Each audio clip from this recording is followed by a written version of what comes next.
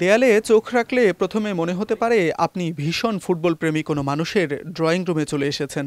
Messi, Neymar, রোনালদোর ছবিতে বাধা পড়বে আপনার দৃষ্টি। আসলে এটি একটি ক্যাফে। রাজধানীর মিরপুরের সাগুফতায় জাঁকজমকপূর্ণ আয়োজনে শুভ উদ্বোধন হলো বাংলাদেশের প্রথম sports cafe, cafe dog outs.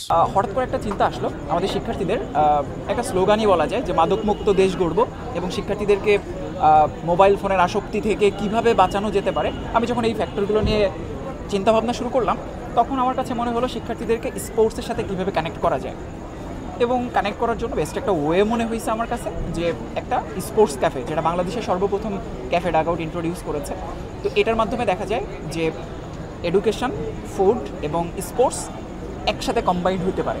বর্ণিল আয়োজনে উপস্থিত ছিলেন বাংলাদেশের বিভিন্ন ক্ষেত্রের সুপরিচিত তরুণ মুখ, sports content creator Niloy, 10 minute স্কুলের প্রতিষ্ঠাতা আয়মান সাদিক, বাংলাদেশ ছাত্রলীগের সভাপতি সাদ্দাম হোসেন সহ বাংলাদেশ ক্রিকেট টিমের জাতীয় দলের খেলোয়াড় হাসান মাহমুদ। ক্যাফে নিয়ে তারা তাদের অভিব্যক্তি প্রকাশ করে বলেন, তরুণ উদ্যোক্তাদের ব্যতিক্রমী ভাবনায় ক্যাফে জুড়ে থাকবে ক্রীড়াপ্রেমী মানুষদের নিয়ে নানা তথ্য জানা ও লাইভ স্পোর্টস ম্যাচ দেখার বিশেষ সুযোগ।